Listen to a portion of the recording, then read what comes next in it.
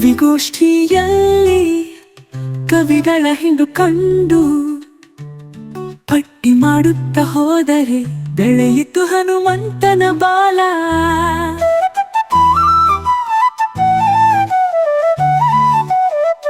ಉದ್ದಾಮ ಕವಿ, ಮುದ್ದಾಂ ಕವಿ, ಸದ್ದು ಮಾಡಿ ನಿದ್ದೆ ಓಡಿಸುವ ಕವಿ, ಜಗ ಮೆಚ್ಚುವ ಕವಿ, ಕಿವಿ ಕಚ್ಚುವ ಕವಿ, ಇತರರನ್ನು ಬರಿ ಚುಚ್ಚುವ ಕವಿ, ಗೀತೆ ಹಾಡುವ ಕವಿ, ಮಾತನಾಡುವ ಕವಿ, ಉದ್ದ ಕವಿತೆಯೋದಿ ಸಭಿಕರ ಕಾಡುವ ಕವಿ,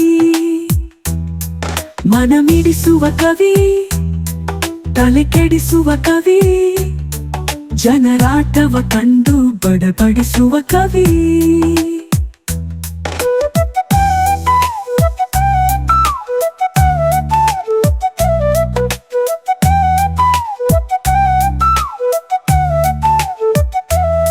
ಬಿಚ್ಚಿ ಬರೆಯುವ ಕವಿ, ಮುಚ್ಚಿ ಬರೆಯುವ ಕವಿ, ಗುಡುಗುಡುಗಿ ಕೇಳುಗರ ಬೆಚ್ಚಿ ಬೀಳಿಸುವ ಕವಿ, ಬಡಾಯಿ ಕೊಚ್ಚುವ ಕವಿ, ಲಡಾಯಿ ಮಾಡುವ ಕವಿ, ಕಿಚ್ಚು ಹಚ್ಚದೆ ಹಾಗೆ ಕಡಾಯಿ ಕಾಯಿಸುವ ಕವಿ.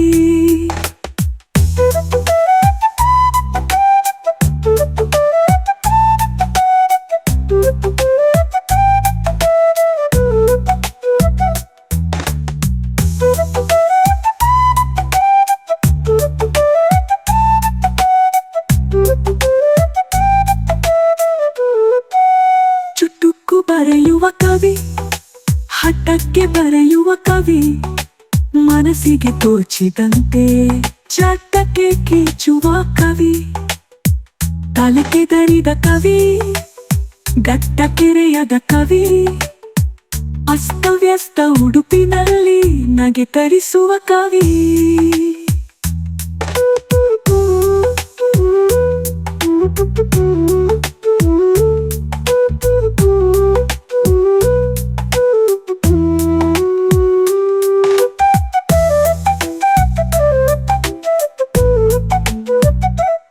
ಉಚ್ಚೆ ಹೊಯ್ದು ಹಿಕ್ಕೆ ಹಾಕಿ ಅದರ ಬಾಲಾಯ್ದು, ಇದರ ಬಾಲಾದು ಮೂಸಿ ನೋಡಿ ಮೂಗೇರಿಸುವ ಕುರಿಗಳು ಸಾರ ಈ ಕವಿಗಳು.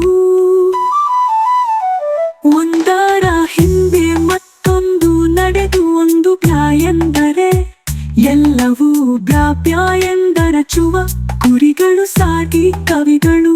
ಹಿಂದೆ ನಿಂತು ಕಾಯುವ ಕೊಲ್ಲುವ ಕುರುಬನ ಖಾಪರಿಲ್ಲದ ಕುರಿಗಳು ಸಾಳ ಈ ಕವಿಗಳು.